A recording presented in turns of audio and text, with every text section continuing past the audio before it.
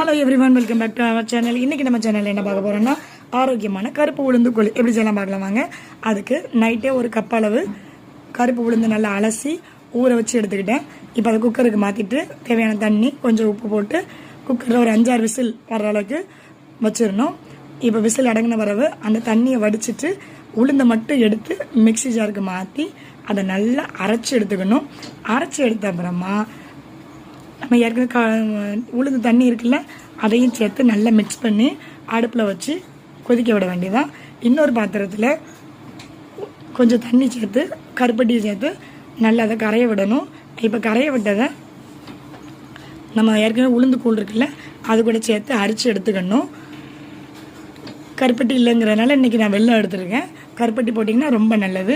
இப்போ நல்லா அது வத்தட்டும். நமக்கு தேவையான அளவு பார்த்துக்கணும். நமக்கு எப்படி வேணும், ரொம்ப திக்காக வேணும்னா நம்ம அப்படி அது மாதிரி வச்சுக்கலாம், இல்லை கொஞ்சம் தண்ணி மாதிரி வேணும்னா வச்சுக்கலாம். இப்போ பாருங்கள், ஓரளவுக்கு நல்லா வத்திட்டு இப்போது ஒரு கை அளவுக்கு தேங்காய் பூ போட்டு அவ்வளோதான், அடுப்பு ஆஃப் பண்ணிட வேண்டியதான். நமக்கு ஹெல்த்தியான கருப்பு உளுந்துக்குள் தயாராகிட்டு இது உடம்புக்கு அவ்வளோ வலிமையை கொடுக்கும். எலும்போட வலிமையை கூட்டும், உடலுக்கு நல்ல ஆரோக்கியத்தை கொடுத்தும், நல்ல சுறுசுறுப்பாக்கும். நீங்களும் செஞ்சு பாருங்கள், பசங்களும் கொடுங்க. லைக் பண்ணுங்கள், ஷேர் பண்ணுங்கள், கமெண்ட் பண்ணுங்கள், சப்ஸ்கிரைப் பண்ணுங்கள். தேங்க்யூ.